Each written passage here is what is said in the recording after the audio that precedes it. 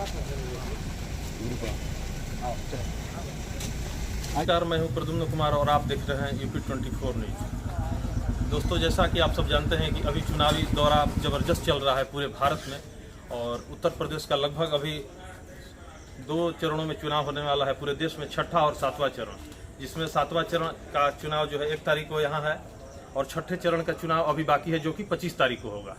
और आज इसी सिलसिले में आज उत्तर प्रदेश मुख्यमंत्री के कैबिनेट मंत्री दयाशंकर मिश्र उर्फ दयालु जी गायत्री नगर कॉलोनी, बनारस के एक छोटा सा गायत्री नगर कॉलोनी है जो सीर गोवर्धन मौजा में आता है, वहाँ पे जन संबोधन कर रहे हैं। और इसी श्री राम वाटिका में वो अभी पब्लिक का अभिवादन स्वीकार कर रहे हैं और जन संबोधन कर रहे हैं।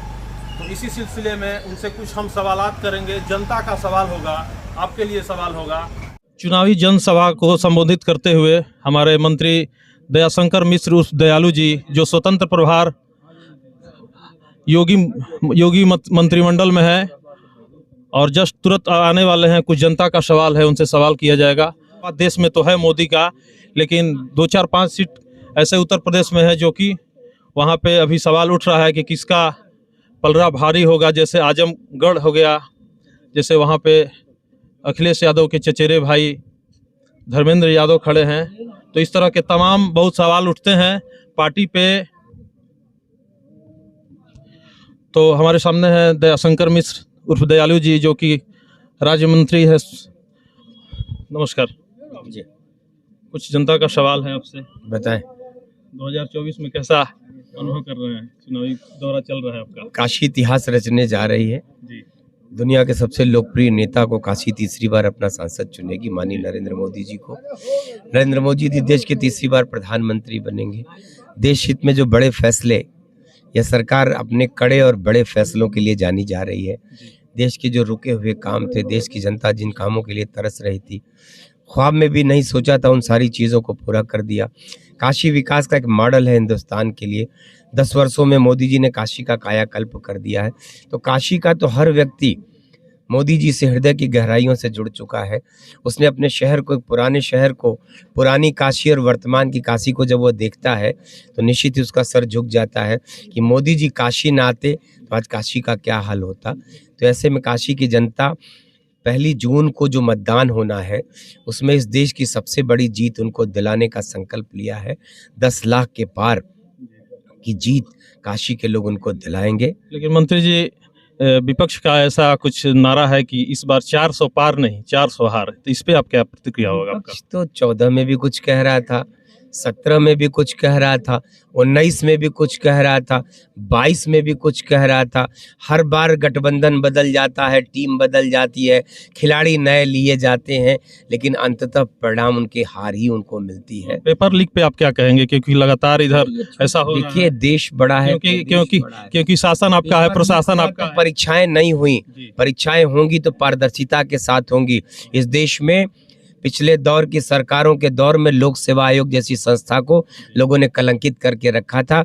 आज लोक सेवा आयोग जैसी संस्था बेदाग तरीके से काम कर रही है। उत्तर प्रदेश में नौकरियां मिलेंगी तो हर उस व्यक्ति को मिलेगी जो डिजर्व करता है। ईमानदारी से गरीब का बेटा भी नौकरी पाया है। लेकिन ठीक है मंत्री जी, बताइए। लेकिन कोई नौकरी नहीं बिकेगी। पिछले 7 साल उत्तर प्रदेश की बेदाग सरकार है। एक भी अगर किसी ने गलत किया तो वो जेल की सलाखों में बंद है। ऐसा नहीं कि कोई गलत करके सड़क पे घूम रहा हो।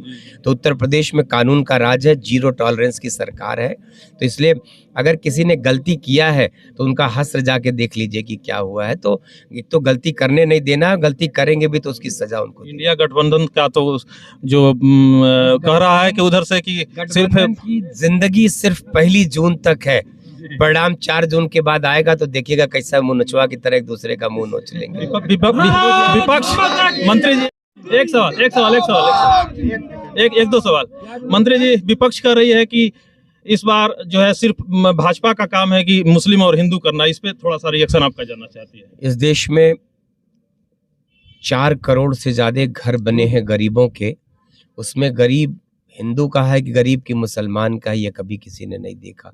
इस देश के 80 करोड़ लोगों को जो अनाज दिया जाता है उसमें किसी की जाति और किसी का धर्म पूछ के नहीं दिया जाता। एक ही जाति है, वो अगर गरीब है तो उसको अनाज मिल रहा। आयुष्मान का कार्ड भी जाति धर्म पूछ के नहीं दिया गया। कुछ भी जितनी योजनाएं हैं उस हर योजना का लाभार्थी जाति धर्म के आधार पर नहीं हुआ है। यह एहसास उन हमारे मुस्लिम भाइयों को भी है, उन किसी जाति के नाम पर बांटने वाले लोगों को भी एहसास है कि उन्होंने जाति के नाम पर तो समाज को बांट दिया कुछ नहीं। आज गांव में चाहे वो दलित परिवार हो, चाहे वो हमारा पिछड़ा परिवार हो, किसी भी, सब लोगों ने देखा है कि मोदी जी ने उनको रहने को घर दिया है, खाने को अनाज दिया है, 24 घंटा बिजली मिली है, गांव-गांव की सड़कें बनी हैं, फ्लाईओवर बने हैं, पुल बने हैं, जिसका लाभ, जिसका फ़ायदा वो उठा रहे हैं। किसानी की सुविधा के लिए तमाम काम हुए। किसान सम्मान निधि मुसलमान भी पाता है तो हिंदू किसान भी पाता है।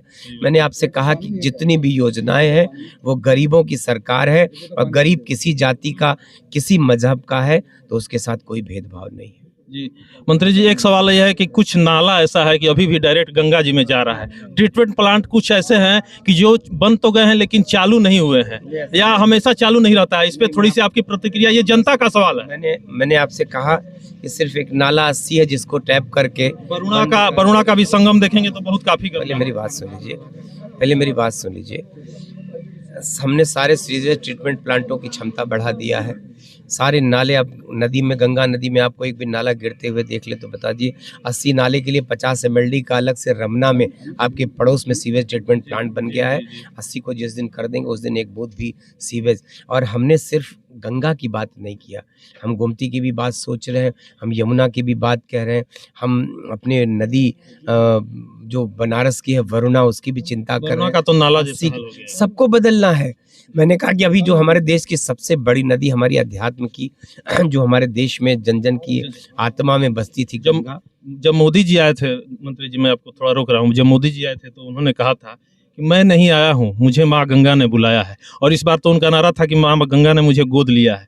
तो ये सवाल जनता के, या देश का जनता, और खास करके उनके लोकसभा क्षेत्र की जनता का ये सवाल है कि माँ गंगा में डायरेक्ट जो नाला है कि गंगा कितनी अविरल बह रही है, स्वच्छ हो गई है। पहले से तो काम हुआ है, इसमें कोई दो मत नहीं है। अगर गंगा को पिछले 36 सालों में विपक्ष की सरकार नहीं साफ कर पाई, हमने इन 10 वर्षों में माँ गंगा के लिए और भी देश की नदियों के लिए, और हमने बड़े शहरों में सीवेज ट्रीटमेंट प्लांट के अलावा जितने छोटे छोटे शहर गंगा के किनारे थे, ऋषिकेश से लेकर हमको चिंता करना है गंगा सागर तक, तो सारी उस पे इंडिया गठबंधन के लोग कह रहे हैं कि इस बार हमारी सरकार आएगी तो हम देश के सारे परिवार को 1 लाख सालाना देंगे। चलिए, नमस्कार मंत्री जी, बहुत बहुत धन्यवाद कीमती समय देने के लिए। तो ये थे हमारे साथ दयाशंकर मिश्र उर्फ दयालु जी, जो हमारे साथ अपना कीमती समय दिया। तो इसी तरह से का न्यूज़ देखने के लिए हमारे चैनल को सब्सक्राइब कर लें, UP 24 न्यूज़।